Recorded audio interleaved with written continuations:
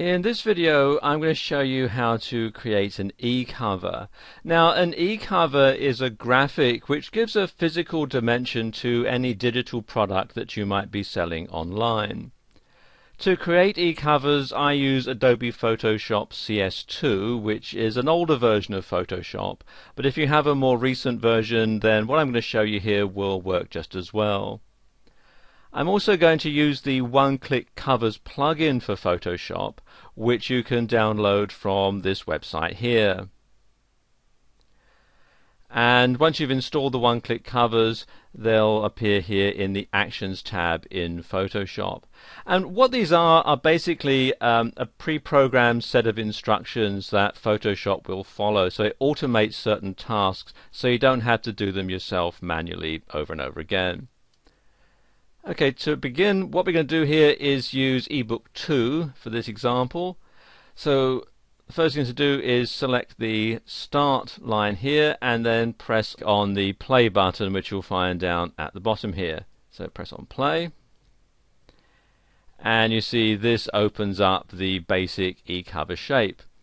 All we have to do now is add in our graphics and so on. So what I'm going to do is just pause the video while I do that. Okay, I've put in some simple graphics here, and I've also saved it as a Photoshop PSD file. You see here I've called it fantasticcover.psd, and I always save my e-covers as a PSD file when they're at this stage, when they're in this flat stage. And the reason that I do this is because later on, when they've been put into the ebook format, which you'll see a bit later, if there's anything that I don't like about it, or I need to go back and make any changes, then it's much easier to do it at this stage. So this is why I always save it as a PSD file at this stage. Okay, the next thing to do is come down here to compile and click on play.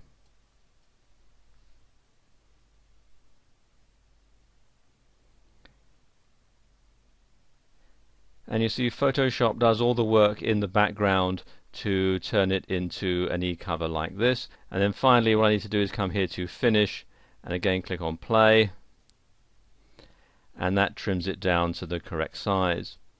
Now I need to save it so that I can incorporate it into my web page, and for this I'm going to use the Save for Web function. So come here to File, Save for Web.